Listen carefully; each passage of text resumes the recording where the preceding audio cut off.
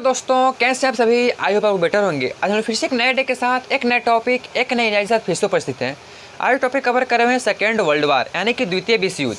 इससे पहले हम लोग फर्स्ट वर्ल्ड वार के बारे में पढ़े हैं। फर्स्ट वर्ल्ड वार में हम लोग ये पढ़े थे कि उसका शुरुआत कैसे हुआ और उसका अंत कैसे हुआ, उसके बीच का जो सारी चीज़ें थी जो एग्जाम पॉइंट ऑफ व्यू से जो मतलब इंपॉर्टेंट है उसको वहाँ पे कवर करने की कोशिश किया गया। तो आप लोग फर्स्ट वर्ल्ड वार का वीडियो नहीं देखे हो तो जाकर देख लो, काफ़ी चीज़ समझ में आएगी और उससे काफ़ी आप रिलेट कर पाओगे यहाँ पर भी।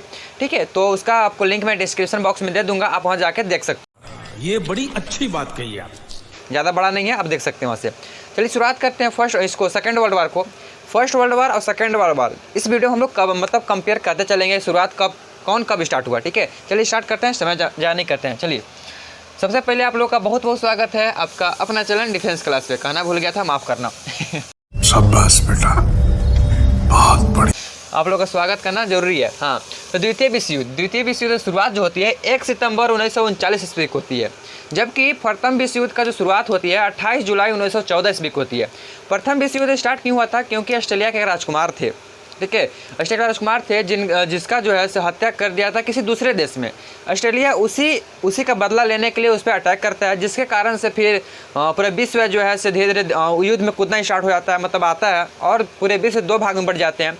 धुरी देश, मित्र देश, इस सब चीज़ का पॉइंट वहाँ पे कवर किया हुआ है। धुरी देश में कौन कौन देश थे वहाँ पे बताया गया है, मित्र देश में कौन कौन थे वहाँ पर बताया गया है, लास्ट में किसकी हार होती है, सब कुछ बताया गया है। मैं यहाँ बता देता हूँ कि जो प्रथम विश्व युद्ध का जो ख़त्म हुआ वो हुआ था नवंबर 1918 ईस्वी में ख़त्म हुआ था। जर्मन का एक नए चांसलर बने जिनका नाम फ्रेडरिक एल्बर्ट था। वो जब आते हैं तो साइन कर देते हैं संधि पे, जिसके कारण से फिर जो है से वहाँ पे विश्व युद्ध खत्म होती है 1918 ईस्वी में, नवंबर में 1918 ईस्वी में खत्म होती है। स्टार्ट कब होती है? जुलाई 1914 में खत्म होती है। चलिए सेकंड विश्व युद्ध पे शिफ्ट करते हैं।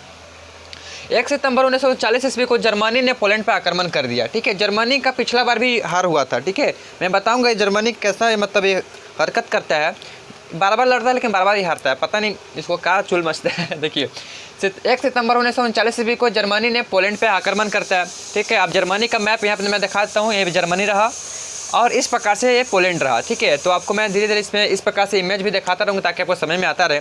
ठीक है, तो जर्मनी ने क्या करता है कि पोलैंड पे आक्रमण करता है। कब करता है? 1 सितंबर 1939 ईस्वी को करता है और यहीं से सेकेंड वर्ल्ड वार का शुरुआत होती है। अब इसी को मान लेना कि सेकेंड वर्ल्ड वार जो स्टार्ट होती है 1 सितंबर 1939 ईस्वी को होती है। किसके द्वारा होती है?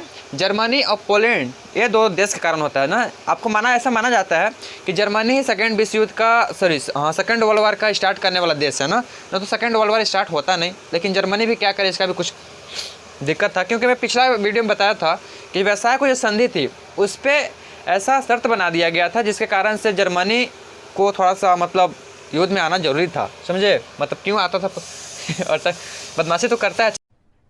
अरे कहना क्या चाहते हो? समझते हैं, मारी गुली हटाइए वहाँ से। 3 सितंबर 1939 ईस्वी को फ्रांस एवं ब्रिटेन ने जर्मनी के विरुद्ध युद्ध की घोषणा कर दिया। क्या हुआ कि 3 सितंबर टाइम था 2 दिन के बाद, जस्ट 2 दिन के बाद 3 सितंबर का समय था। फ्रांस और ब्रिटेन ने क्या किया कि ग्रुप बनाए और जर्मनी पर आक्रमण कर दिए।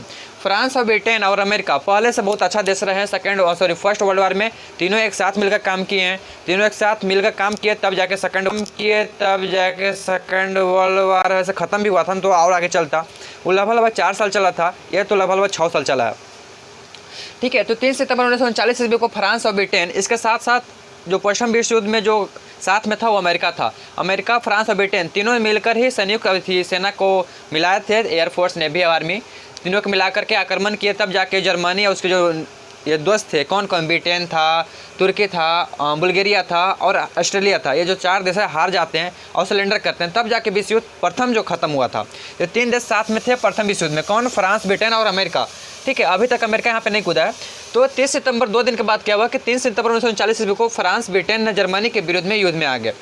उसके बाद क्या हुआ कि लगभग कितना साल चला? 6 साल लगभग चला है। ठीक है, माइक का तार, हाँ, तो 6 साल चला। इसका अंत 2 सितंबर 1945 ईस्वी को होता है। कितना होता है? 2 सितंबर 1945 को।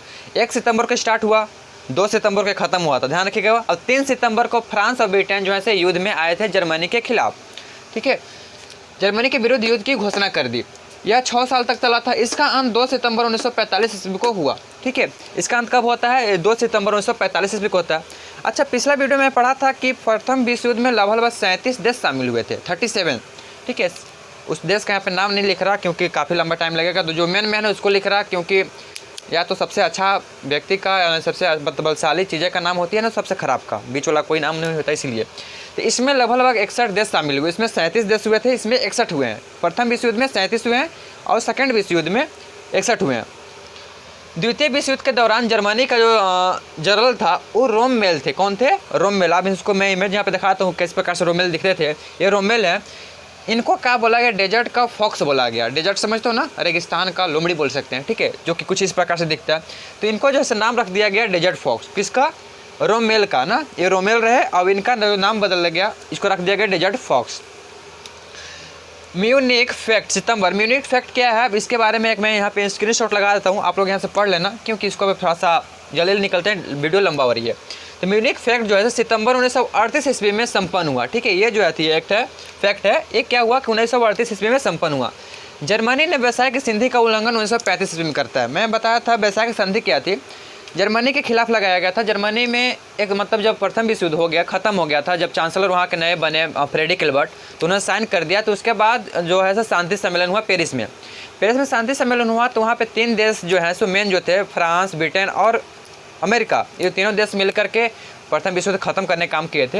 ये तीनों शर्त बनाते हैं कि वो जो जर्मनी है वो 1 लाख से बेसी सेना नहीं रख सकता है, प्लस में आर्मी का, प्लस में पनडुब्बी नहीं रख सकता और एयरफोर्स इसका नहीं हो सकता है। इस प्रकार से वो शर्त बना दी थी। वैसाय की संधि यह शर्त था कि जर्मनी 1 लाख से बेसी सेना नहीं रखेगा और पनडुब्बी नहीं रखेगा और एयरफोर्स नहीं रखेगा। इस प्रकार से संधि बनाया गया था, वैसाय की संधि।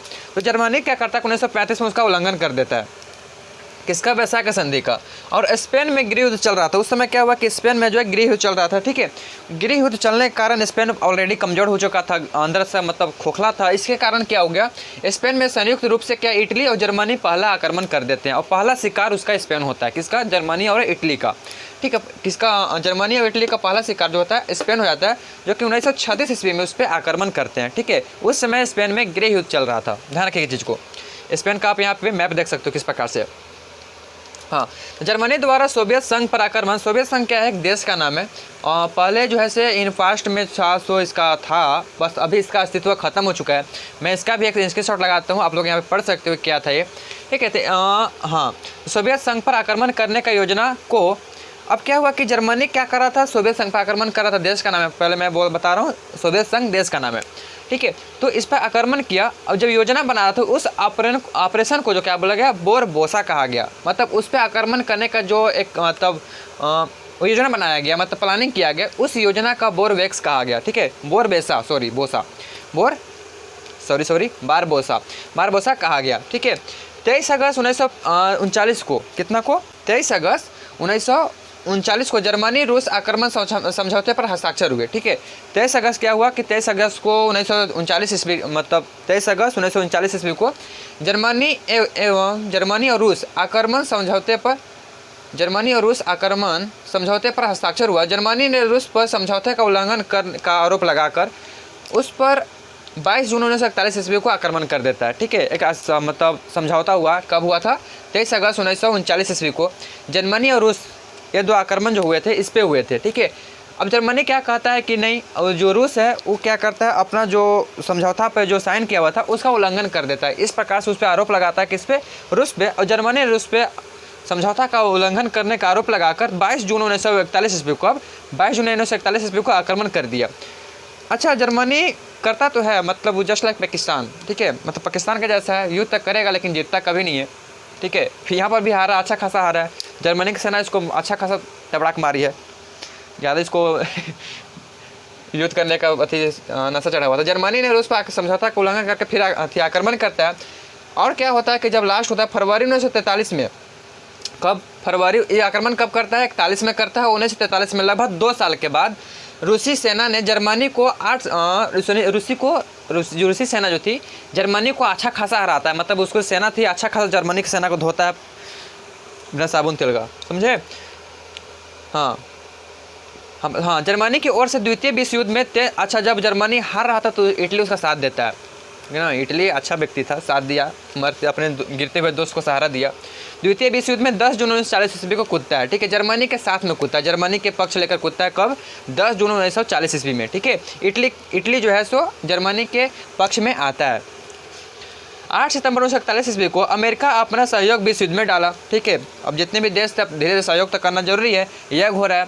ठीक है, तो मंगल भगवान विष्णु मंगल जो अरे सॉरी यज्ञ समझते हो, इस प्रकार से यज्ञ जो बोलते हैं, इस प्रकार से यज्ञ जो मुनि जी होते हैं यहाँ पे, इस प्रकार से बनाए होते हैं, यहाँ पे मुनि होते हैं। अब दिन भर यज्ञ चलते रहता है, समझे, इस यज्ञ की मैं बात कर रहा। तो इसी प्रकार से यज्ञ हुआ जिसमें कि अमेरिका ने अपना साथ दिया सेकेंड विश्व युद्ध में। अमेरिका भी अपना साथ डालता है, मतलब थोड़ा दान दक्षिणा करता है। देखिएगा कब आया था वो, कब मतलब सहयोग करने कब आया था। 8 सितंबर 1941 ईस्वी को अमेरिका भी सेकेंड वर्ल्ड वार में शामिल हो जाता है। कब? 8 सितंबर 1941 ईस्वी को।